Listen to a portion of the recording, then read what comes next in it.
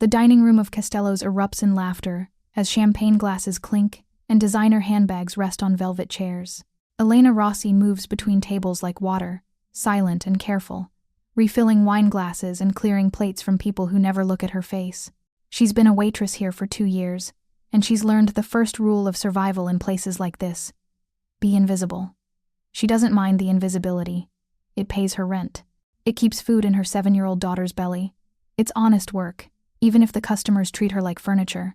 More bread, table 12. Marcus barks from behind her. Marcus Chen has been the restaurant manager for 6 months, and in that time, he's made Elena's life measurably worse. He's the kind of man who smiles at customers and snarls at staff, who takes credit for smooth service and assigns blame for every complaint. Elena nods and turns toward the kitchen, balancing her tray with practiced ease. Her feet ache in the cheap shoes she bought at a discount store, but she doesn't let it show. Can't let it show. If you're enjoying this story so far, don't forget to hit the like button and subscribe. Drop a comment telling me where in the world you're watching from. I love hearing from you. The weekend shift at Castello's is the most lucrative, and she needs every dollar. Table 12 is occupied by the Castellano party, 8 people celebrating something Elena doesn't care to know about. She approaches with fresh bread, sets it down gently, and starts to retreat. "Excuse me," one of the women calls, her voice sharp. Elena turns back, professional smile in place. "Yes, ma'am? This wine is warm." The woman holds up her glass like it personally offended her. "I asked for it chilled." Elena's mind races. She brought this bottle directly from the wine fridge. It's the correct temperature. But arguing with customers is grounds for termination, so she simply nods.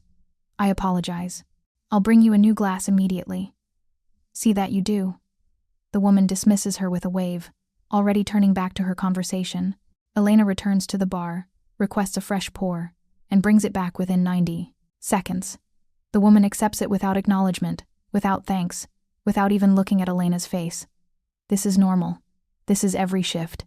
What isn't normal is Marcus waiting for her when she returns to the service station. His expression is thunderous, and Elena's stomach drops. "My office," he hisses. "Now." Elena's heart hammers. "I'm in the middle of service. I have 4 tables. I don't care. Office. Now." She follows him through the kitchen, past line cooks who won't meet her eyes, past the dishwashing station where water sprays and plates clatter. Marcus's office is barely larger than a closet, crammed with filing cabinets and smelling of stale coffee. He closes the door behind them. The small space feels suffocating. Table 12 complained. Marcus says, arms crossed. "Said you were rude when you brought their wine." Elena's breath catches. "I wasn't rude. I apologized and brought a replacement immediately. They said you rolled your eyes. I didn't. Are you calling them liars?" Marcus steps closer. Elena backs up until her spine hits the filing cabinet. "These are important customers, Elena. VIP reservations. And you're disrespecting them? I would never. You know what your problem is?" Marcus's voice drops lower, more dangerous. "You think you're better than this job. You think you're too good to smile and take criticism." Elena's hands clench into fists at her sides.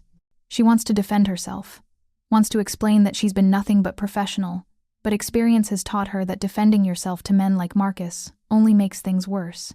"I apologize if they felt disrespected," she says carefully, keeping her voice neutral. "It wasn't my intention." "Your intention doesn't matter.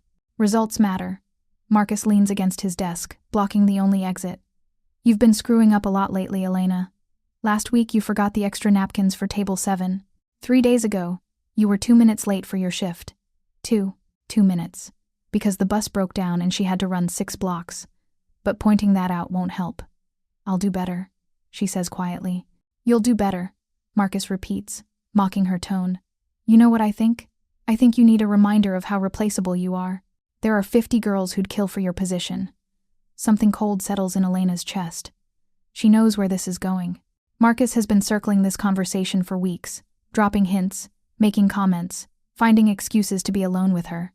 "I understand," Elena says, trying to move toward the door. "I'll get back to my tables. We're not done." Marcus doesn't move from his position, blocking the exit. "You want to keep this job, Elena? You want to keep paying your rent and feeding your kid?" The mention of her daughter makes Elena's blood go cold. She's mentioned Sophia maybe twice in Marcus's presence. Casual comments about childcare or school events. The fact that he's bringing her up now, using her as leverage, makes Elena's skin crawl. Of course I want to keep my job, she says, measuring each word. Then you need to show me you're committed. Marcus's smile doesn't reach his eyes. Maybe we could discuss your performance over drinks sometime. Just the two of us. I think we could come to an understanding. Elena's nausea rises. This is it. The moment she's been dreading. She can refuse and likely lose her job, lose her income, lose her ability to provide for Sophia. Or she can. No, she can't. She won't. I need to get back to my tables, Elena says firmly, moving toward the door again. Marcus grabs her wrist. Not hard enough to bruise, but firm enough to stop her movement. Don't walk away when I'm talking to you. Let go of me. Elena's voice shakes, but she keeps it steady. Or what? Marcus's grip tightens slightly. You'll complain to HR? File a report? Who do you think they'll believe, Elena? Me? A 6-year manager with a spotless record? Or you, a waitress with multiple customer complaints? Elena tries to pull her wrist free. Marcus holds on. You're hurting me. I'm barely touching you. But he releases her, stepping back with his hands raised in mock innocence. See? No harm done. But you need to understand something, Elena. I control your schedule. I control your sections. I control whether you work the profitable weekend shifts or get stuck with Tuesday lunches that bring in $50 in tips. The threat is clear. Submit or suffer. Elena's breathing is shallow. Her mind races through options. She can't afford to quit without another job lined up. She can't afford to lose the weekend shifts. Sophia needs new shoes. The rent is due in a week. She's behind on the electric bill. I'll work harder, Elena says, her voice barely above a whisper. I'll be more careful with customers. Just please, let me get back to work. Marcus studies her for a long moment, then nods slowly. Fine, but we're going to have another conversation about your future. Here, soon. He opens the door, gesturing for her to leave. Elena slips past him, her whole body trembling. She makes it back to the dining room, picks up her tray with shaking hands, and forces a smile onto her face. Table 9 needs water refills. Table 4 wants their check. Table 12 is laughing loudly, completely unaware that their complaint just put Elena in an impossible situation. She's moving on autopilot when she notices the man at table 17. He sits alone, which is unusual for Castellos on a Saturday night. Most tables are parties of 4 or 6, celebrations and business dinners. But this man occupies a corner table meant for 4, his presence somehow making the space feel smaller. He's reading a menu, but Elena gets the sense he's not really looking at it. He's in his late 30s, dark hair touched with gray at the temples, wearing a suit that probably costs more than Elena makes in 3 months. There's something about the way he sits, perfectly still but completely aware, that makes her hesitate. Then he looks up, and his eyes meet hers. They're dark, intelligent, assessing. And for just a moment, Elena has the unsettling sensation that he sees her. Not through her, not past her, but actually sees her. It's so unusual, so unexpected after years of invisibility, that she almost takes a step back. Good evening, she says, approaching his table with her professional smile back in place. Can I start you with something to drink? Whiskey, he says. His voice is quiet but carries authority. Neat. Whatever's your best. Elena nods and turns to leave. Wait. She stops, turning back. The man is studying her face now, his expression thoughtful. Are you all right? The question catches her completely off guard. Customers don't ask servers if they're all right. Customers don't acknowledge that servers are human beings with feelings and problems. I'm fine, sir, Elena says automatically. I'll get your whiskey right away. Your hands are shaking. Elena looks down. He's right. Her hands are trembling, a delayed reaction to what just happened in Marcus's office. Long shift, she says, forcing steadiness into her voice. I'm fine. The man doesn't look convinced, but he nods. The whiskey, then. Elena retreats to the bar, her heart pounding for entirely different reasons now. There's something about the man at table 17 that sets off alarm bells. Not danger, exactly, but power. The kind of power that doesn't need to announce itself. She pours his whiskey, noting the label, a 25-year-old single malt that costs $40 a glass. She brings it back to his table. Have you decided on dinner? She asks. The osso buco. And another question. Elena waits. The manager who just pulled you into his office. Does he do that often? Elena's blood turns to ice. How did he know? Marcus's office isn't visible from the dining room. This man couldn't have seen. I'm not sure what you mean, sir, Elena says, carefully. You disappeared for 7 minutes during active service. You came back looking upset. Your hands were steady before, shaking after. The man takes a sip of his whiskey, his eyes never leaving her face. I'm observant. Professional hazard. I really should.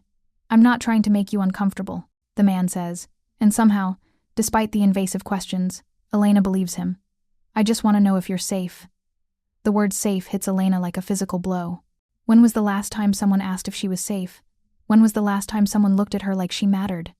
I'm fine, Elena says again, but her voice cracks slightly on the word.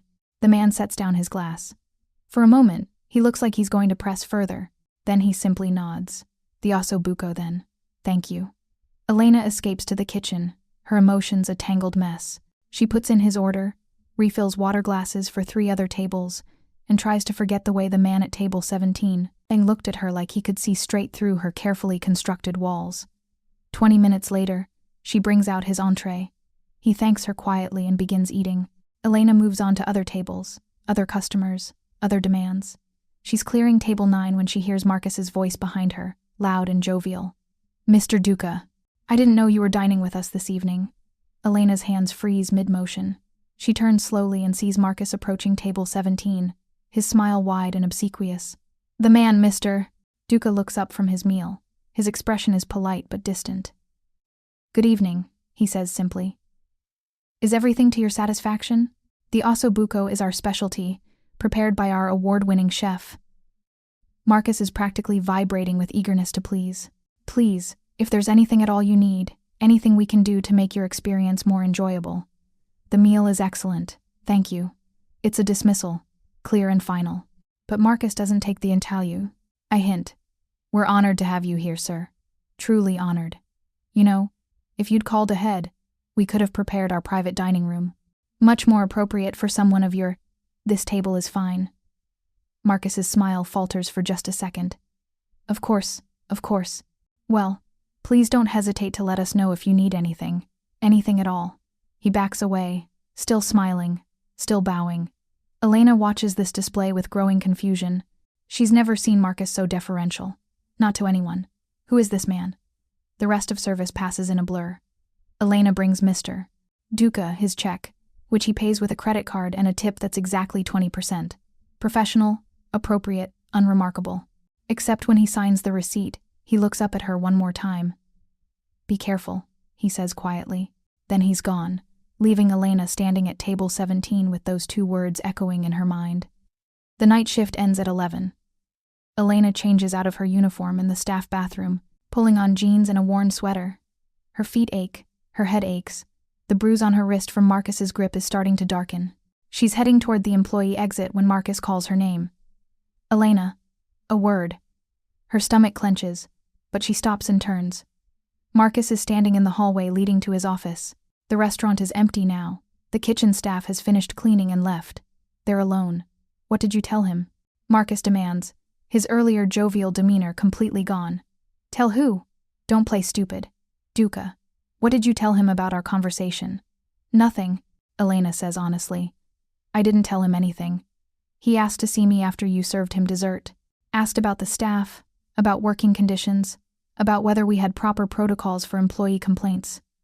Marcus's face is flushed with anger. Why would he ask that unless you said something? Elena's heart races. She didn't say anything. She barely spoke to Mr. Duca. But somehow, he'd noticed.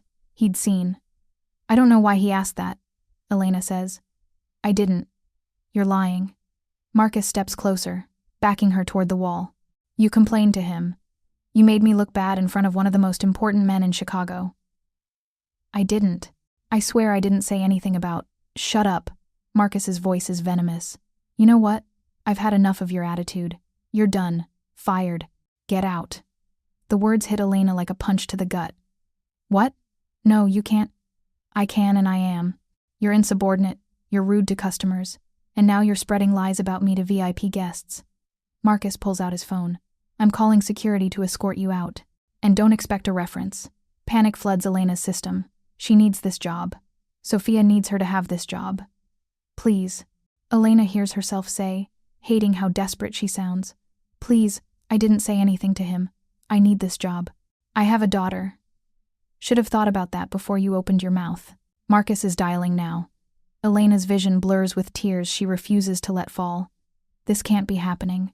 One customer complaint she didn't deserve, one manager's wounded ego, and now she's losing everything. Actually, a voice says from behind them, I don't think that's going to happen. Both Elena and Marcus whirl around. Mr. Duca stands at the end of the hallway. He's put his coat back on, clearly having been on his way out, but now he's stopped. His dark eyes fixed on Marcus with an expression that makes the temperature in the hallway drop 10 degrees. This is a private employee matter. Marcus sputters, his voice losing some of its confidence. Sir, with all due respect. With all due respect, Mr. Duca says quietly, and somehow his quiet voice carries more weight than Marcus's bluster ever could. I think you should reconsider. I don't see how this concerns, don't you? Mr. Duca takes a step forward. Just one step, but Marcus backs up. Let me make something very clear. I own the building this restaurant operates in. I own the company that supplies your wine. I own 3 of the 5 restaurants on this block. He pauses. And I've been watching you very carefully this evening, Mr. Chen. Marcus's face has gone from red to white. Mr. Duca, I assure you. I saw you pull this young woman into your office during dinner service. I saw how she looked when she came out. I saw you corner her just now, alone, in an empty restaurant. Mr. Duca's voice remains perfectly calm, perfectly controlled. And I heard you threaten her job because she won't cooperate with whatever you were pressuring her to do. Elena can barely breathe. This stranger is confronting her manager. This powerful stranger who apparently owns half the block is defending her. That's not I would never. Marcus is stammering now. You have 2 choices, Mr. Duca says. You can resign, effective immediately, with a severance package generous enough to make you disappear quietly. Or, I can make a phone call to the restaurant owner, explain what I witnessed, and have you fired publicly with cause. He checks his watch. You have 30 seconds to decide. The hallway is silent except for Marcus's heavy breathing. This is insane, Marcus finally says, but his voice cracks. You can't just 20 seconds. Fine. Marcus throws his hands up. Fine. I'll resign. Jesus Christ. Good choice. Mr. Duca pulls out his phone. I'll have my attorney draft the paperwork tonight. You'll sign it tomorrow morning and be gone by noon. He looks at Marcus with undisguised contempt. And if I hear that you've retaliated against Miss Rossi in any way, if you've said one word against her to potential employers, if you've done anything to harm her future prospects, I will make it my personal mission to ensure you never work in this industry again. Are we clear? Marcus nods, his jaw clenched with impotent rage. Good. Now get out of my sight. Marcus flees, practically, running toward the employee exit. Elena hears the door slam behind him, and then she's alone in the hallway with Mr. Duca. She's shaking again, but this time from shock more than fear. Thank you, she manages to say. I can't thank you. You don't need to thank me, Mr. Duca says, his voice gentler now. No one should be treated the way he was treating you. I don't understand. Elena's voice is barely a whisper. Why did you help me? You don't know me. Mr. Duca is quiet for a moment, studying her face. Then he says something that makes Elena's world tilt on its axis. I know what it's like to be powerless. And I know what it's like when someone finally gives you power back. He extends his hand. Lorenzo Duca. Elena shakes his hand automatically, her mind racing. Elena Rossi. Miss Rossi. Would you like to keep your job here? The question catches her off guard. Yes, but Marcus just fired me. Marcus Chen no longer works here. As of tomorrow, this restaurant will need a new manager. And their first order of business will be rehiring you, likely with a raise and an apology. Lorenzo's expression softens slightly. But that's only if you want to stay. If you'd prefer to work elsewhere, I can help with that too. Elena's head is spinning. An hour ago, she was being harassed by her manager, cornered and threatened. Now that manager is gone, and she's talking to a man who apparently owns half of Chicago. Why are you doing this? She asks again.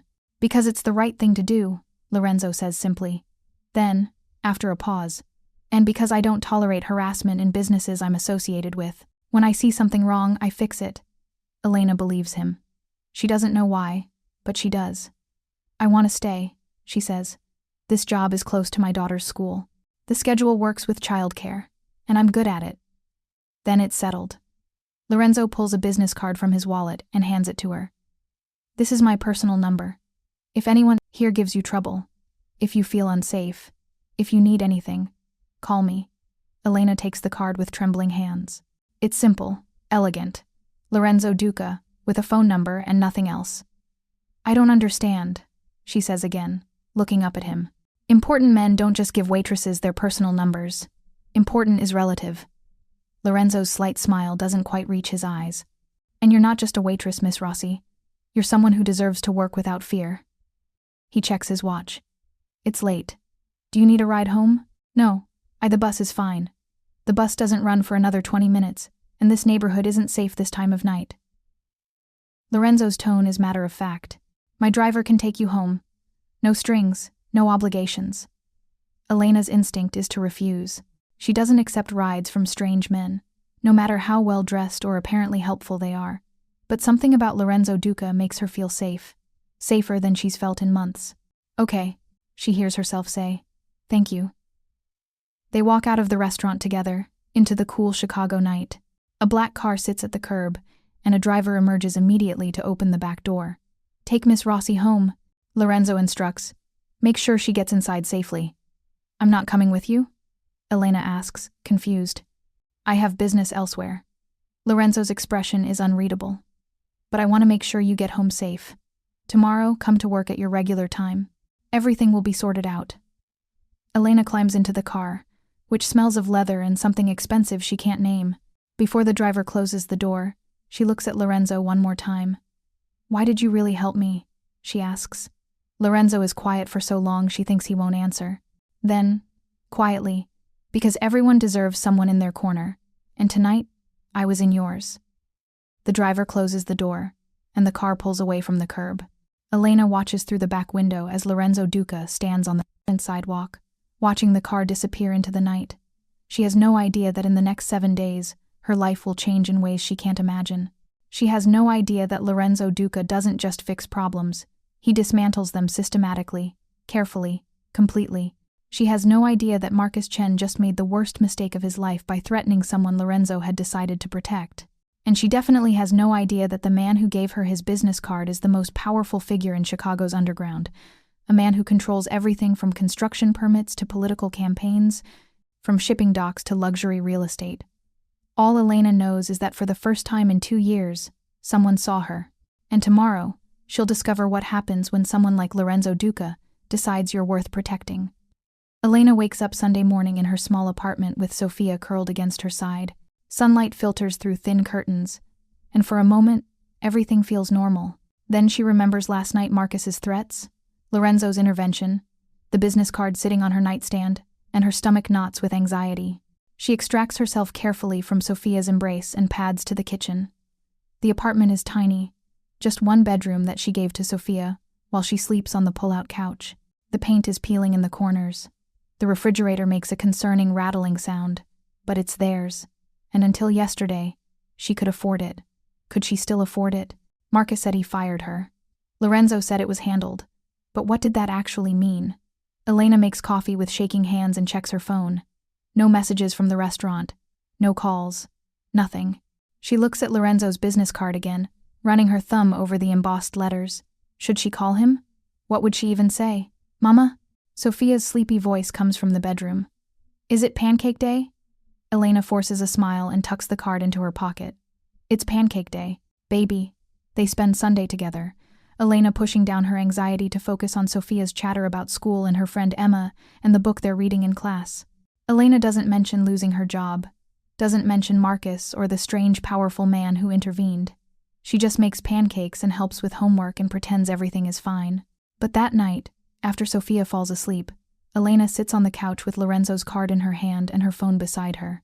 She's staring at both, trying to decide if calling him would be brave or stupid. The decision is made for her when her phone buzzes with an unknown number. "Hello?" Elena answers cautiously. "Miss Rossi, this is Patricia Huang, the owner of Castello's." Elena's heart drops. Here it comes, the official termination, the end. "I'm calling to apologize." Patricia continues, and Elena's brain stutters. I was informed this morning about Marcus Chen's behavior. His resignation has been accepted, and I wanted to personally assure you that you have a position here for as long as you want it. I what? Marcus's conduct was unacceptable. You'll be receiving back pay for tonight, which you should have worked, plus a raise to $18 an hour.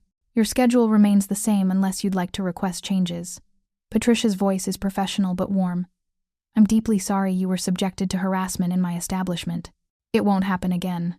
Elena sits in stunned silence. Miss Rossi, are you there? Yes, I'm here. I just thank you. Thank you so much. Be here Tuesday at 5 for your regular shift. We'll have a new manager by then, someone I've vetted personally.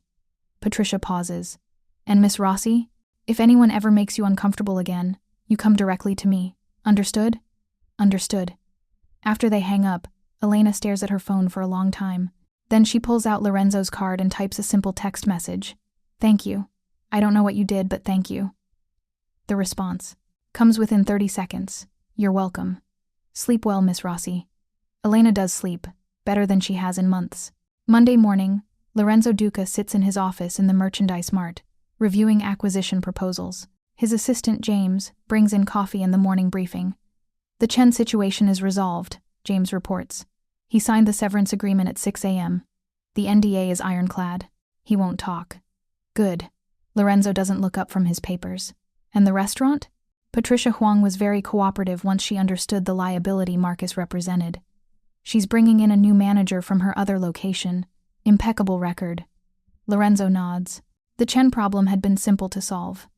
One phone call to Patricia explaining what he'd witnessed, another call to his attorney to draft the paperwork. Marcus Chen was gone, neutralized, eliminated as a threat. But Lorenzo's mind keeps returning to Elena Rossi. There was something in her eyes last night. Terror, yes, but also a fierce determination not to break. She'd been cornered by a predator, and instead of crumbling, she'd held her ground. That took strength most people didn't possess.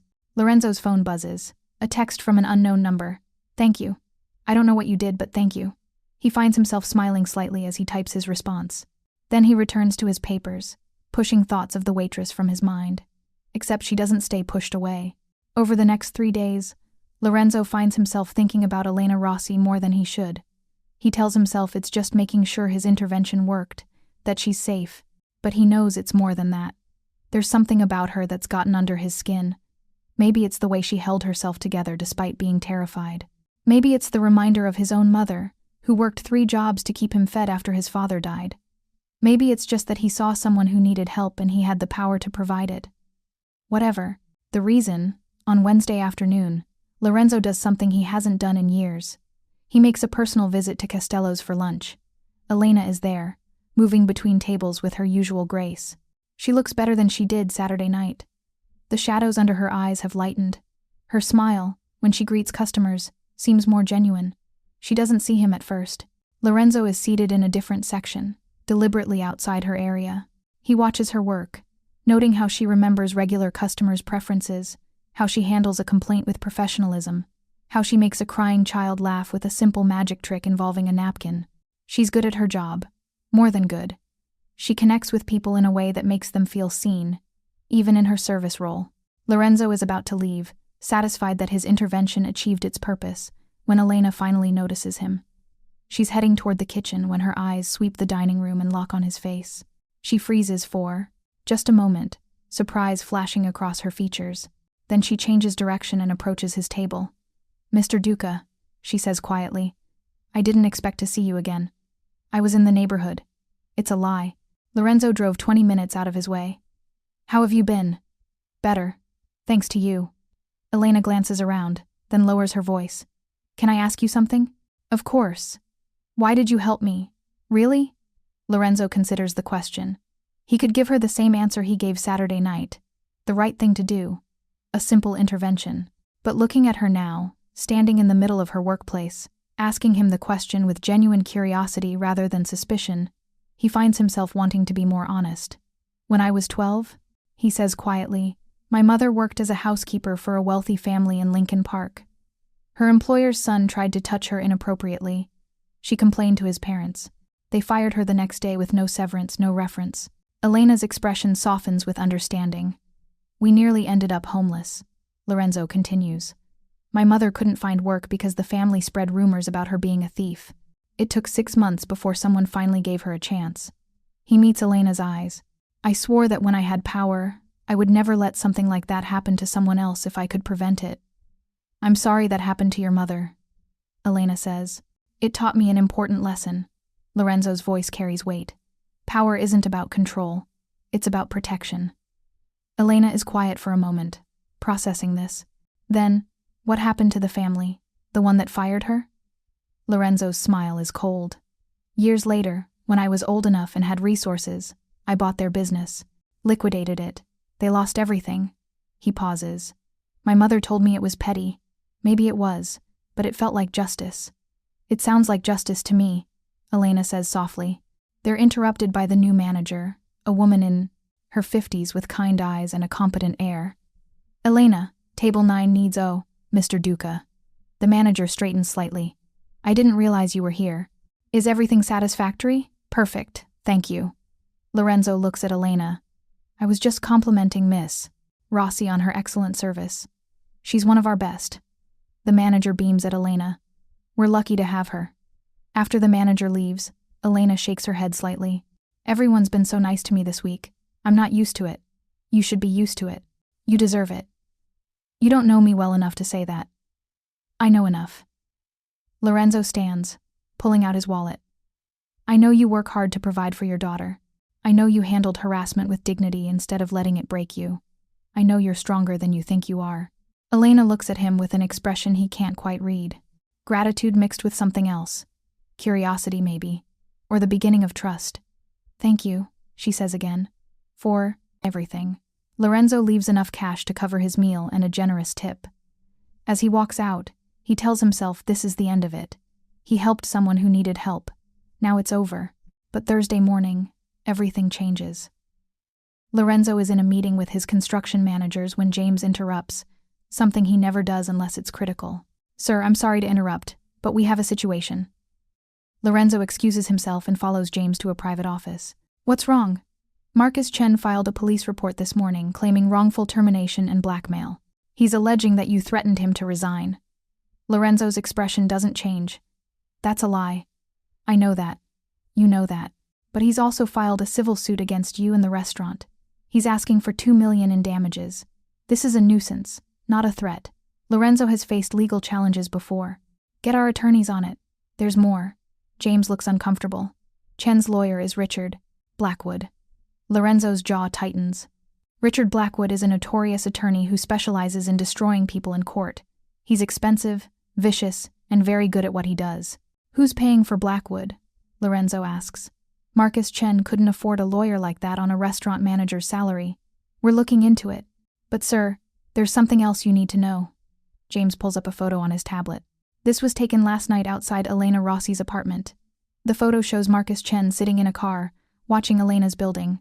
Lorenzo feels something cold settle in his chest. He's following her. Looks like it. And if he's hired Blackwood, he's got backing. Someone with money and a grudge. Lorenzo's mind works through possibilities. Who would want to hurt him badly enough to bankroll Marcus Chen's revenge? The list of people he's crossed is long, but few would use such an indirect method. Find out who's funding Chen, Lorenzo orders. I want to know by tonight, and put security on Elena Rossi. Discreet but effective. If Chen goes near her again, I want to know immediately. Already done. Tony has 2 guys rotating surveillance. Lorenzo nods. Tony Messina is his head of security, former military, completely trustworthy. Good. What about the lawsuit? Nuisance suit. It'll get thrown out eventually, but in the meantime, it ties you up in court and generates publicity. That might be the point. Keep it quiet, Lorenzo says. The last thing we need is media attention on any of this. After James leaves, Lorenzo stands at his window overlooking the Chicago River. Marcus Chen isn't smart enough or wealthy enough to orchestrate this kind of retaliation. Someone is using him as a weapon, and that means Elena Rossi might be collateral damage. Lorenzo pulls out his phone and calls Tony directly. Talk to me about the Rossi surveillance, Lorenzo says without preamble. 2-man rotation. She left for work at 4:30, took the bus to the restaurant. No incidents.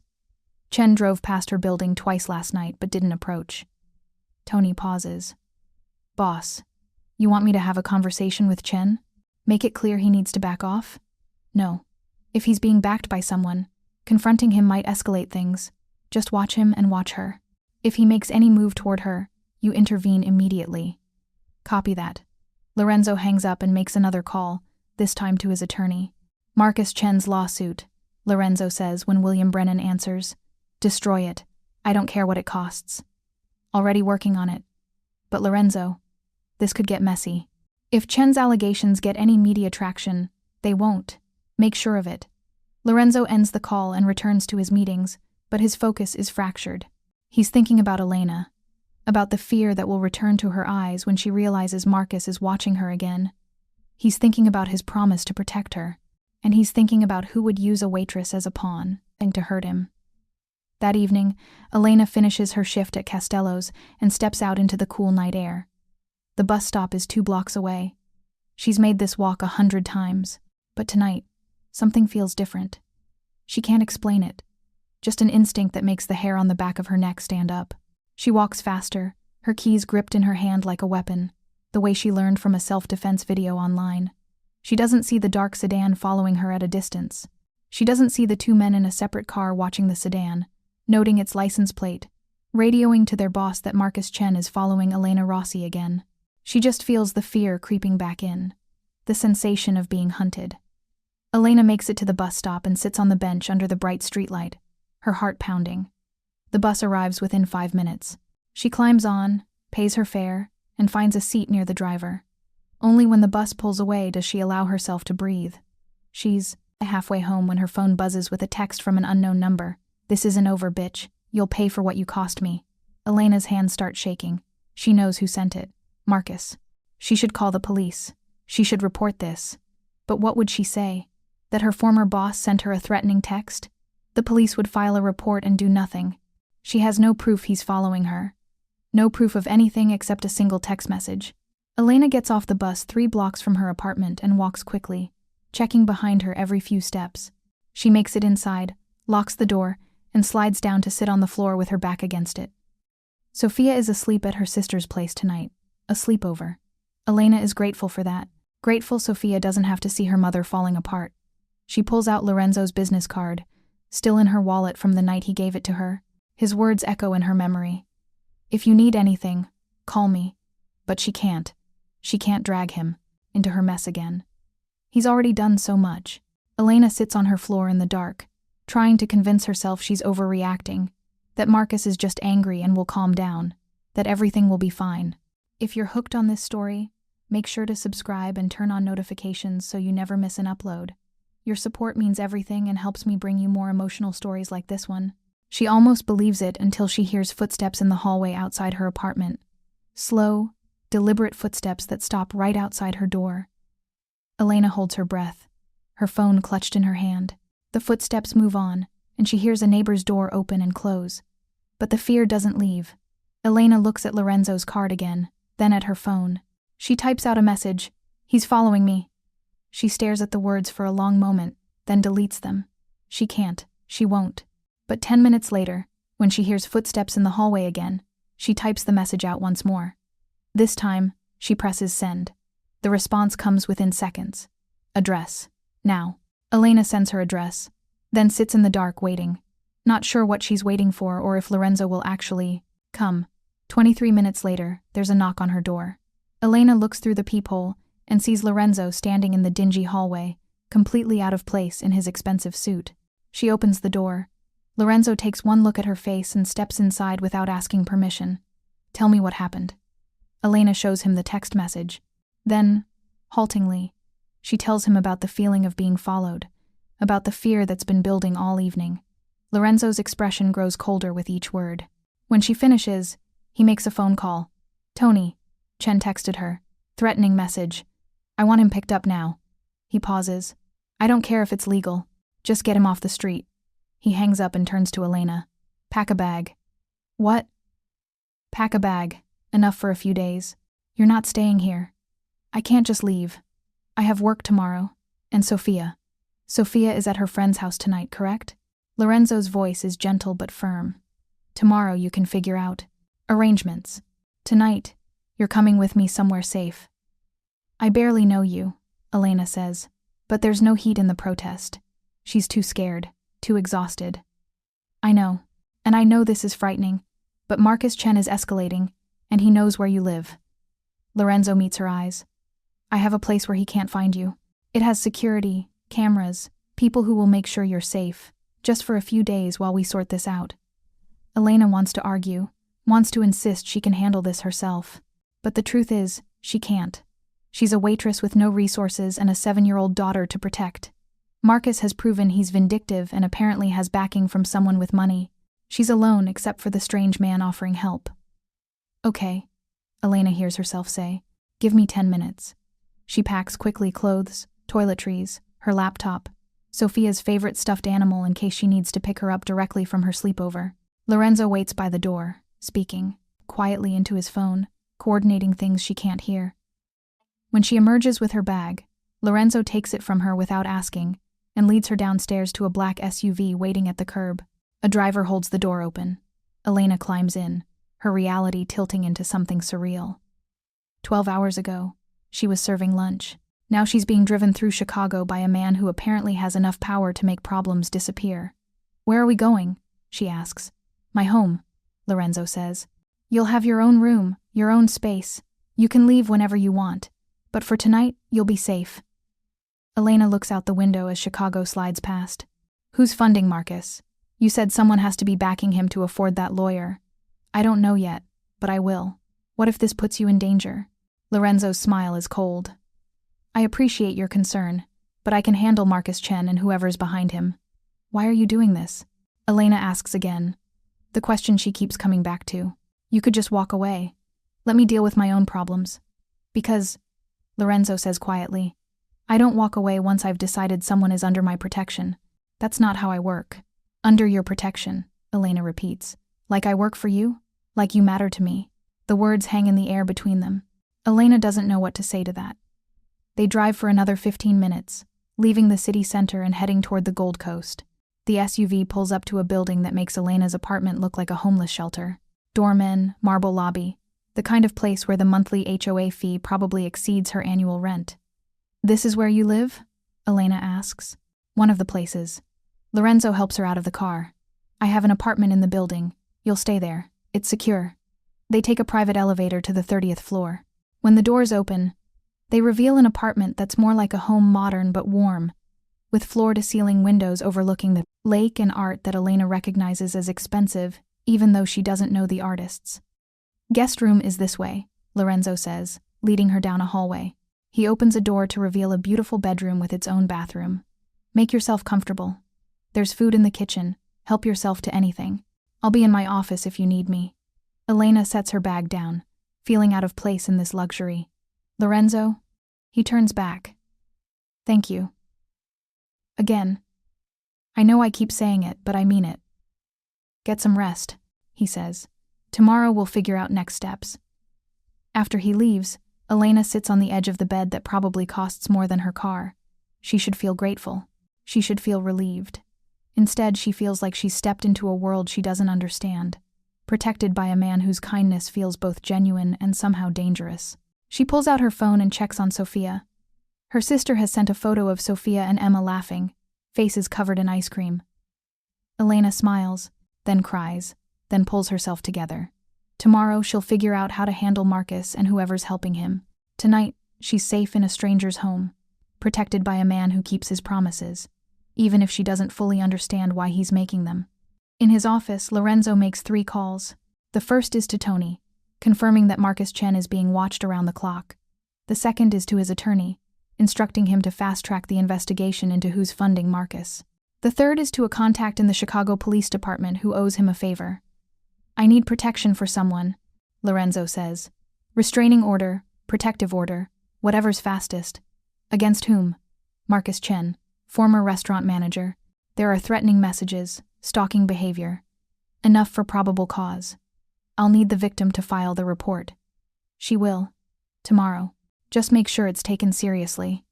After he hangs up, Lorenzo sits in the dark, thinking about Elena Rossi sleeping in his guest room. He tells himself this is just another problem to solve, another person under his protection, because he has the power to help and she needs it. But somewhere in the back of his mind, he knows it's more complicated than that. He's drawn to her in a way that has nothing to do with obligation or justice. The way she holds herself together despite being terrified. The way she asked him why he was helping her, genuinely wanting to understand, rather than just accepting his assistance. The way she looked at him in the restaurant, like he was a person rather than a solution to her problems. Lorenzo stands and pours himself a whiskey he doesn't drink. Outside, Chicago glitters with lights from thousands of windows, thousands of lives intersecting and diverging. Tomorrow he'll find out who's targeting Elena to hurt him. Tomorrow he'll make sure she's protected legally as well as physically. But tonight, he's content knowing she's safe under his roof. Even if that contentment feels dangerously close to something more. Friday morning arrives with unexpected complications. Lorenzo receives a call at 6 a.m. from his attorney, William Brennan. "We found out who's funding Marcus Chen," William says without preamble. "You're not going to like it." "Tell me." "David Castellano." Lorenzo's grip tightens on his phone. David Castellano is a real estate developer with mob connections. A man Lorenzo has been quietly outmaneuvering in property deals for the past 2 years. They're not enemies, exactly, but they're definitely not allies. Why would Castellano care about a restaurant manager? Lorenzo asks, though he's already piecing it together. Castello's restaurant, his family's name. His cousin Patricia owns it. William pauses. When you forced Chen to resign, you humiliated Castellano by proxy. Family business, family name, he's using Chen to hit back at you. Lorenzo closes his eyes. This is worse than he thought. Marcus Chen isn't just a disgruntled ex-manager. He's a weapon being wielded by someone with resources comparable to Lorenzo's own. How far is Castellano willing to take this? Lorenzo asks. Hard to say, but funding Chen's lawsuit and defense? That's expensive. He's committed. What's his endgame? Probably wants to force you into a settlement, make you look weak, or push you into doing something reckless that he can use against you. William's voice is grave. Lorenzo, if this turns into a war with Castellano, it could get very messy. He's got connections to some dangerous people. So do I, Lorenzo says coldly. I know. That's what worries me. 2 men with dangerous friends going at each other, people get hurt. Innocent people. Lorenzo thinks about Elena sleeping in his guest room. Innocent people like her. Keep digging, Lorenzo instructs. I want to know everything about Castellano's involvement. Every communication with Chen, every dollar transferred, everything. What are you going to do? What I always do. Protect my interests. After hanging up, Lorenzo sits in his office as dawn breaks over Lake Michigan. The situation has escalated from a simple harassment case to a proxy war with a powerful enemy. And Elena is caught in the middle. Lorenzo makes another call, this time to someone he hasn't spoken to in 6 months. The phone rings 3 times before a gravelly voice answers. Lorenzo Duca. To what do I owe the displeasure? Frank, I need a meeting. Frank Constantino is a fixer, the kind of man who solves problems that can't be solved through legal means. Lorenzo has used his services before, always carefully, always as a last resort. Must be serious if you're calling me, Frank says. It is. Can you meet this morning? Usual place, 9 a.m. Lorenzo hangs up and runs a hand through his hair. He's being pulled into something larger than he intended. What started as a simple intervention to help a waitress being harassed is turning into a chess game with a dangerous opponent. He should step back, should hand Elena's protection over to professionals, keep himself at arm's length. But the thought of abandoning her now, when she's more vulnerable than ever, sits wrong in his chest. At 7 a.m., Elena emerges from the guest room, wearing the same clothes from last night, her hair pulled back in a ponytail. She looks uncertain, out of place. Good morning, Lorenzo says, looking up from his coffee. There's breakfast if you're hungry. Mrs. Chen, my housekeeper, made pastries. I should get going, Elena says. I need to pick up Sophia from her sleepover and get ready for work. Elena. Lorenzo's voice is gentle but firm. Sit down. We need to talk. She sits reluctantly at the kitchen island. Lorenzo pours her coffee, then leans against the counter. I found out who's funding Marcus Chen's retaliation, he says. A man named David Castellano, real estate developer, connected to the family that owns Castello's restaurant. Elena's face pales. Why would he care about me? He doesn't. He cares about hurting me. You're just the lever he's using to do it. I don't understand. Why does he want to hurt you? Lorenzo considers how much to tell her.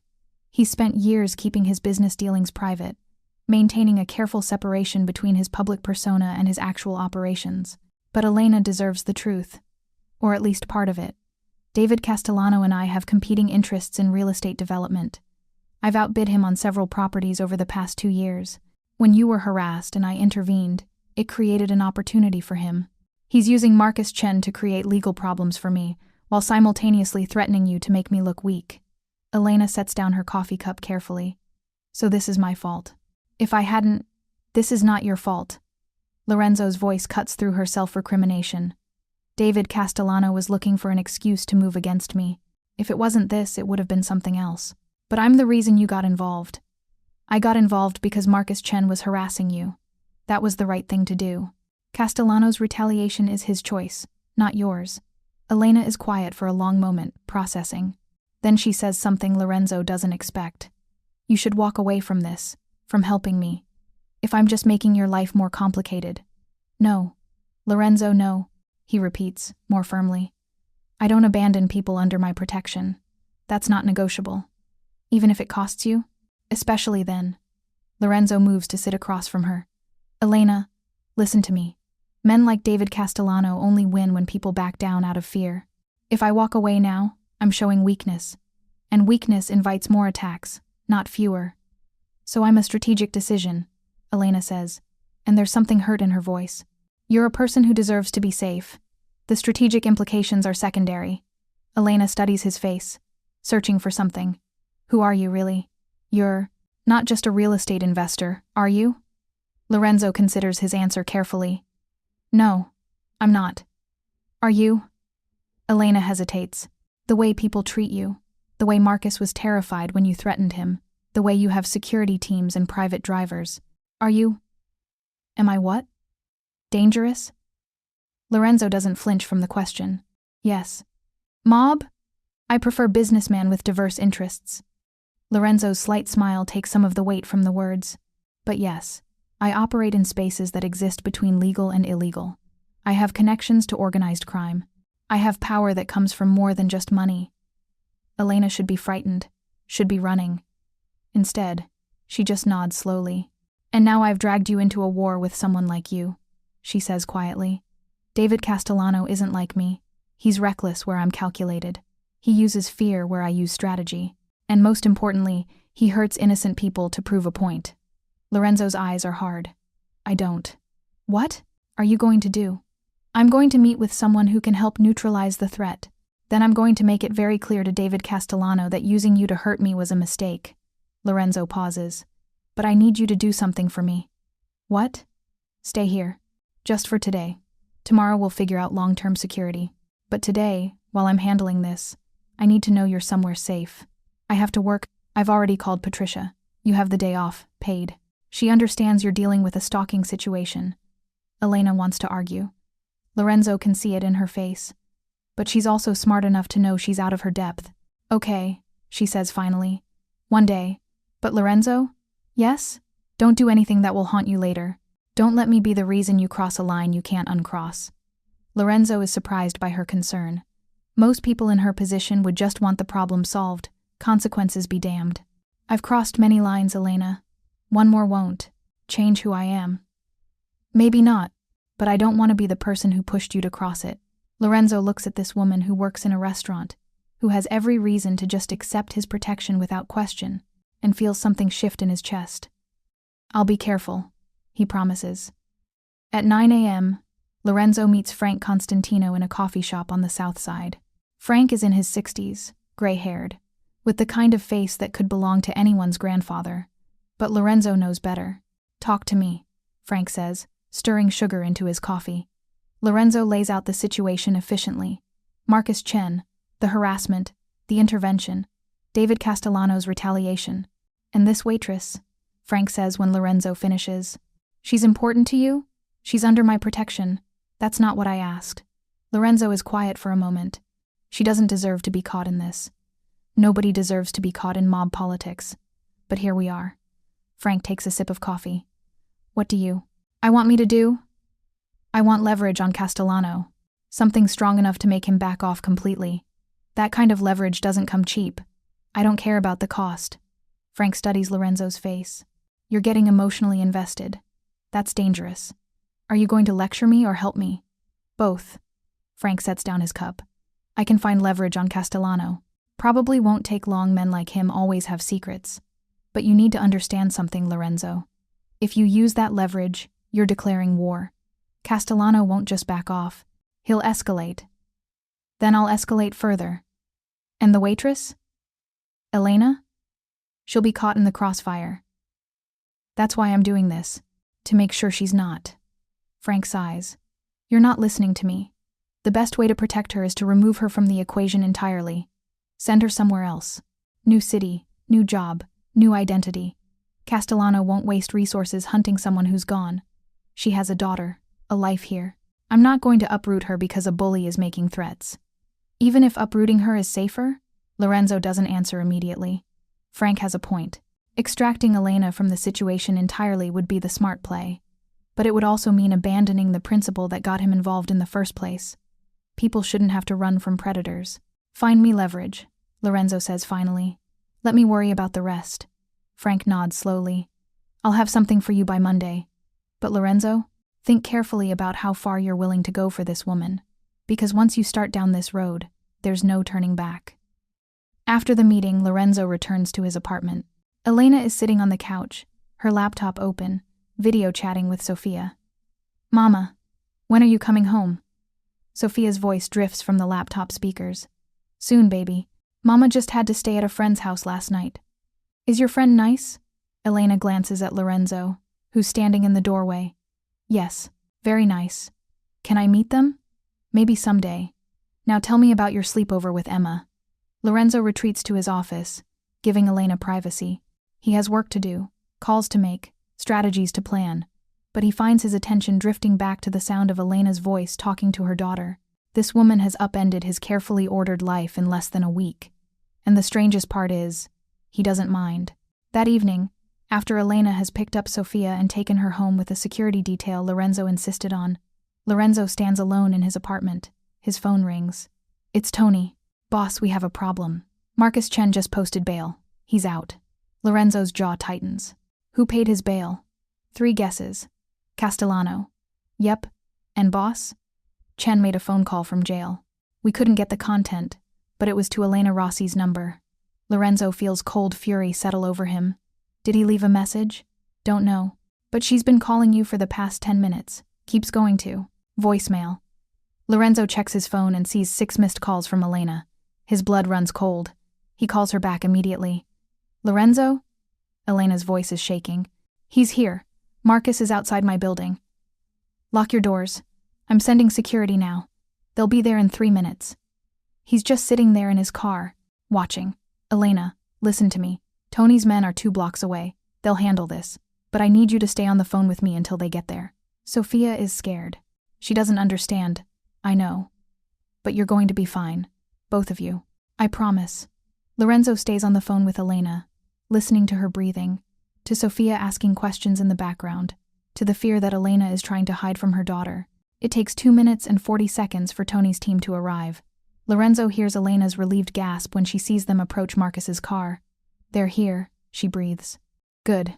They're going to make sure he leaves. And Elena? Yes. Pack bags for you and Sophia.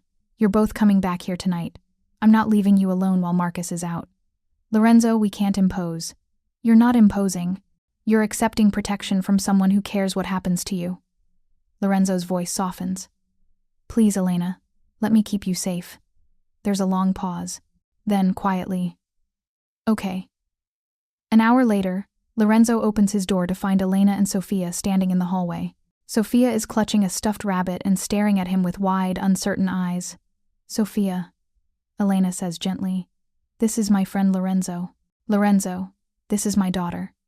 Hello, Sophia, Lorenzo says, crouching down to her level. I'm glad to meet you. Are you the friend Mama stayed with last night? Sophia asks. I am. Do you have a TV? Despite everything. Lorenzo smiles. I do. Can I watch cartoons? Sophia? Elena's face flushes with embarrassment. That's not polite. It's fine. Lorenzo says. He looks at Sophia. You can watch whatever you want. Your mama and I need to talk grown-up stuff, so you'll be doing me a favor keeping yourself entertained. Sophia grins, revealing a missing tooth. Lorenzo shows them to the guest room, which suddenly feels inadequate with a 7-year-old who needs space to spread out her toys. He makes a mental note to have his assistant procure child-appropriate furniture tomorrow. While Sophia settles in front of the TV with her rabbit, Lorenzo and Elena retreat to the kitchen. I'm sorry, Elena says immediately. I know this is too much. Having us here, dealing with all this. Stop apologizing. Lorenzo pours them both wine. You're here because it's safer than being in an apartment Marcus Chen knows the location of. He violated his bail conditions by showing up at my building, right? Doesn't that mean he goes back to jail? It should. But Castellano has good lawyers. They'll argue he was just driving through the neighborhood. Lorenzo hands her a glass, which is why I'm working on something more permanent. What does that mean? It means by Monday I'll have enough information on David Castellano to make him reconsider using you as a pawn. Elena takes a sip of wine. You're going to blackmail him. I'm going to give him a choice. He can back off, or he can watch his empire crumble. And if he doesn't back off, Lorenzo's expression hardens. Then I'll make good on the threat. Elena is quiet, processing this. Then she asks the question Lorenzo has been waiting for. What happens to me when this is over? When Marcus isn't a threat anymore and Castellano backs off? Do I just go back to my old life and pretend this never happened? Lorenzo doesn't have a good answer. Because the truth is, he doesn't want her to go back to her old life. What does he want? He wants to know that she's safe. He wants to hear Sophia's laugh echoing through his apartment. He wants Elena to look at him the way she's looking at him now. Like he's both dangerous and safe at the same time.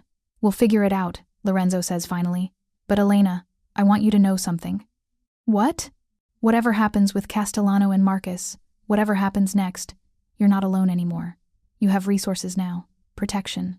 People who will make sure you're okay. People like you. Yes. Elena sets down her wine glass. Why me, Lorenzo? Really, there are thousands of people in Chicago who need help. Why did you decide I was worth all this trouble? Lorenzo considers his answer carefully. He could give her a dozen rational explanations. Because she reminded him of his mother. Because helping her was the right thing to do. Because she works in a restaurant he has ties to. But none of those are the complete truth.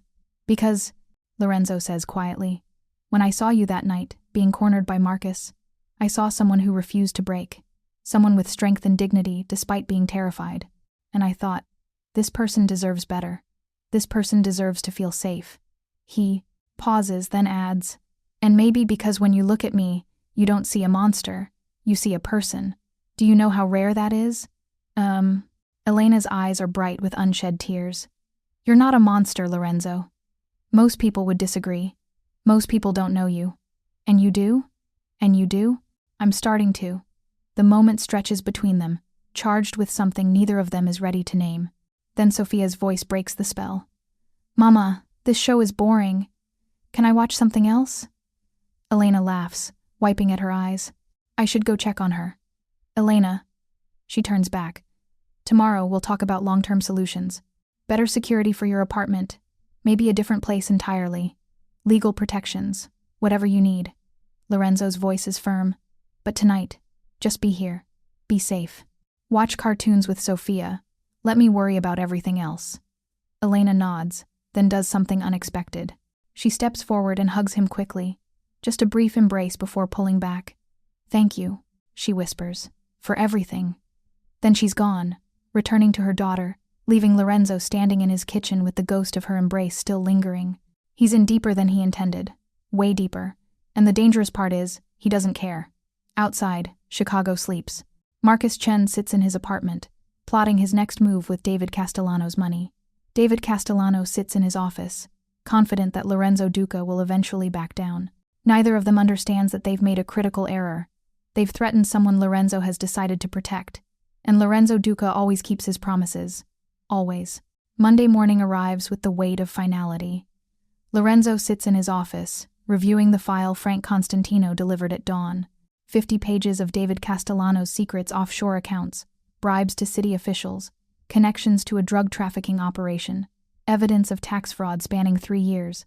It's more than enough to destroy him, Lorenzo makes. The call at 9 a.m. Castellano. The voice that answers is confident, unbothered. David. It's Lorenzo Duca. We need to talk. There's a pause. About what? About Marcus Chen. About your decision to use a waitress to hurt me. About how that was the worst mistake you've made in a very long time. I don't know what you're talking about. Yes, you do. And here's what's going to happen. You're going to withdraw all support from Marcus Chen. You're going to instruct him to leave Elena Rossi alone permanently. And you're going to do it within the next 2 hours. Castellano laughs. Or what? You'll threaten me? Please, I've dealt with bigger men than you. I'm not threatening you, David. I'm giving you a choice. Lorenzo's voice is ice. Back off now, or by noon today, the FBI will receive a very detailed file about your business practices. The IRS will get copies of your offshore accounts. The Tribune will get documentation of your bribes to Alderman Morrison, and your wife will get proof of your affair with your 23-year-old assistant. The silence on the other end is absolute. You're bluffing, Castellano says, but his voice has lost its confidence. I never bluff. You have 2 hours. Lorenzo hangs up and leans back in his chair. Either Castellano will fold, or Lorenzo will follow through on every threat. Either way, Elena will be safe. At 10:45, his phone rings. It's Castellano. Fine. I'm out. Chen's on his own. Not good enough. I want Chen gone. Out of Chicago. Out of Elena's life. You put him there, you remove him. How am I supposed to figure it out? You're a resourceful man. Lorenzo's voice hardens. If Marcus Chen contacts Elena Rossi again, if he drives past her building, if he so much as thinks about her, I will assume you failed to uphold your end of this agreement. And then everything I just threatened becomes reality. Are we clear? Crystal. The line goes dead. Lorenzo immediately calls Tony. Castellano folded. But I need visual confirmation that Chen is gone. Put someone on him until he leaves the city. Already done, boss. And I have news you're going to like. Chen's lawyer withdrew from his case this morning. The lawsuit against you is being dropped. Lorenzo allows himself a small smile. Good. Keep the surveillance on Chen until he's across state lines. I want to know the exact moment he's no longer a problem. That evening, Lorenzo returns to his apartment to find Elena and Sophia making dinner. Or more accurately, Sophia is making a mess with flour, while Elena tries to salvage what was supposed to be homemade pasta. We're cooking, Sophia announces proudly, covered head to toe in white powder. I can see that, Lorenzo says, and despite the chaos in his usually pristine kitchen, he finds himself smiling. Go clean up, baby, Elena tells Sophia. Let me talk to Lorenzo for a minute. Sophia skips off to the bathroom, leaving flour footprints across the hardwood floor. I'm sorry about the mess, Elena starts, but Lorenzo waves it off. It's fine. I have news. Elena's expression becomes serious. What kind of news?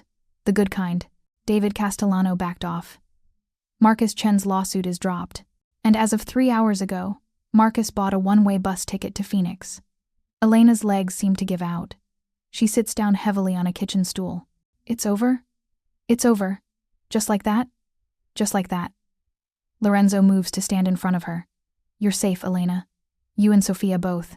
Marcus is gone. Castellano won't bother you again. It's done. Tears stream down Elena's face, but she's smiling. I can't believe it. I thought this would never end. It's ended. Lorenzo's voice is gentle. You can go home. Go back to your normal life. No more hiding, no more fear. Elena wipes at her tears, then looks up at him. What if I don't want to? Don't want to what? Go back to my normal life. She stands, meeting his eyes. What if the last few days, being here with you, having someone who actually cares what happens to me, what if that's made me realize my old life wasn't enough? Lorenzo's heart pounds in his chest. Elena, I know this is crazy. I know we barely know each other. But Lorenzo, you make me feel safe. Not just physically safe from Marcus, but safe in a way I've never felt before. Like I matter. Like Sophia matters. Like we're not just surviving but actually living. You do matter, Lorenzo says quietly. Both of you. Then let us stay. Not forever. Not even long term. Just don't make us leave yet. Please. Lorenzo knows this is a terrible idea. Knows that getting emotionally involved with someone he's protecting is complicated and messy. Knows that Elena deserves better than a man with blood on his hands and shadows in his past. But when he looks at her, at this strong woman who refused to break even when everything was falling apart, he can't bring himself to say no. Stay, Lorenzo says. As long as you want. Elena's smile is radiant. Then Sofia returns, clean and flour-free, and they finish making dinner together. It's chaotic and messy and nothing like Lorenzo's usual solitary meals. It's perfect. 3 weeks later, Elena stands in Lorenzo's kitchen making coffee while Sofia watches cartoons. It's become routine. Elena works her shifts at Castello's, picks up Sofia from school, comes back to the apartment that started to feel like home. Lorenzo enters, already dressed for work, and accepts the coffee she hands him. "Morning," he says. And the simple domesticity of the moment makes Elena's heart clench. They've settled into something that isn't quite a relationship but isn't just protection anymore. Lorenzo has been unfailingly respectful, never pushing for more than she's ready to give, but Elena feels the tension building, the unspoken question hanging between them. "What are we doing?" "Lorenzo," Elena says, setting down her mug. "We need to talk." His expression becomes carefully neutral. "About?" "About this. Us. What we're doing here." Sofia laughs at something on TV, oblivious to the conversation happening 15 feet away. "What do you want to talk about?" Lorenzo asks carefully. "I need to know if this is real," Elena says, her voice barely above a whisper. "If you care about me, about Sofia, or if we're just what? Just a responsibility. Just another problem you solved." Lorenzo sets down his own coffee and moves closer to her. "Elena, look at me." She does. "You stopped being a problem to solve 3 weeks ago. You became someone I look forward to seeing when I come home. Someone whose smile makes my day better. Someone I think about when I'm supposed to be working." His voice drops lower. "You and Sofia have turned my life upside down, and I don't want it to go back to the way it was before." "What does that mean?" "It means I care about you. More than I should. More than is probably wise." Lorenzo reaches out, tucking a strand of hair behind her ear. "It means I want you to stay. Not because you need protection, but because I need you here." Elena's breath catches. "Lorenzo, you don't have to say anything. I know this is complicated. I know my life isn't normal. I know you have every reason to be cautious." His thumb traces her jawline. "But I needed you to know. You're not just someone I'm protecting anymore. You're someone I'm falling for." Elena closes the distance between them, rising on her toes to press her lips to his. The kiss is soft at first, tentative, then deepens as Lorenzo pulls her closer. When they break apart, Elena is smiling. "I'm falling for you too, even though you're dangerous and complicated and probably terrible for me." "Probably." Lorenzo agrees, smiling against her hair. "Mama?" Sofia's voice breaks through the moment. "Are you kissing Lorenzo?" Elena laughs, pulling back to look at her daughter. "Maybe a little." "Does that mean he's your boyfriend?" Elena looks at Lorenzo, raising an eyebrow, in question. "If your mama wants me to be," Lorenzo says to Sofia, but his eyes are on Elena. "I think I do," Elena says softly. Sofia grins. "Good. I like him. He has good TV channels." 6 months later, Elena Rossi stands in Lorenzo Duca's apartment, their apartment now watching Chicago light up as the sun sets. Sofia is at a sleepover. Lorenzo is due home any minute from a business trip. Her life has changed in ways she never imagined. She still works at Castello's, but now she's the head server with a salary that actually pays her bills. She and Sofia moved into Lorenzo's place officially 3 months ago. They're building something real, something lasting. The door opens, and Lorenzo walks in with his suit jacket slung over his shoulder. "Hey," Elena says, moving to greet him. "Hey yourself." He pulls her into his arms, kissing her soundly. "Missed you. You were gone 2 days. 2 days too long." Lorenzo pulls back to look at her. "Where's Sofia?" "Sleepover at Emma's. We have the whole evening to ourselves." Lorenzo's smile turns wicked. "Is that so?" "That's so." Elena takes his hand, leading him toward the bedroom. "But first I have something to tell you." "What?" Elena turns to face him, suddenly nervous. They've been so careful, so cautious about the future, but this news will change everything. "I'm pregnant." Lorenzo freezes. For a moment, Elena fears she's miscalculated, that this is too much too fast. Then his face breaks into the widest smile she's ever seen. "Pregnant? You're sure?" "I'm sure. 8 weeks. I found out yesterday, but I wanted to tell you in person, not over the phone." Lorenzo pulls her close, his hand moving to rest on her still flat stomach. "We're having a baby." "We're having a baby," Elena confirms, tears in her eyes. "I know this is fast. I know we haven't talked about marry me." Elena blinks. What? Marry me. Lorenzo says it again, more firmly. I was going to wait, do this properly. But I don't want to wait. I want you to be my wife. I want Sofia to be my daughter legally. I want this baby to come into a family that's official and permanent and real. Lorenzo, I know I'm not perfect. I know my life is complicated. But I love you, Elena. I love Sofia. And I already love this baby. His hand presses gently against her stomach. So marry me, please. Elena is crying now, happy tears streaming down her face. Yes, I'll marry you. They kiss, and it feels like a promise. A future stretching out before them, complicated and messy and absolutely perfect. Later, wrapped in Lorenzo's arms, Elena thinks about how her life changed that night 6 months ago. How a moment of harassment turned into salvation. How the most dangerous man in Chicago became the safest person in her world. What are you thinking about? Lorenzo asks, his fingers tracing patterns on her shoulder. About how none of this was in my plan, Elena says honestly. 6 months ago, I was just trying to survive. Now I'm here with you, planning a wedding, growing your baby. It's surreal. Good surreal or bad surreal. The best surreal. Elena tilts her head to kiss him. You saved me, Lorenzo. In every way a person can be saved. No, Lorenzo says quietly. You saved me. You and Sofia. You showed me that power isn't just about control. It's about protecting the people you love. Building something real. So we saved each other. I can live with that. They fall asleep wrapped around each other. Two people who found safety in the most unexpected place. And in Chicago, the city sleeps on, unaware that a waitress and a mob boss are building a family, proving that love can bloom even in the shadows. Elena Rossi learned that sometimes the most dangerous men make the safest havens. That protection can turn into love. That happy endings exist even for single mothers working double shifts. All because one man saw her being dragged into an office and decided it was his problem to solve. All because Lorenzo. Duca keeps his promises. Always. Thank you so much for watching until the end. If you loved this story, check out the other videos on your screen now. I think you'll really enjoy them. And don't forget to subscribe if you haven't already. See you in the next story.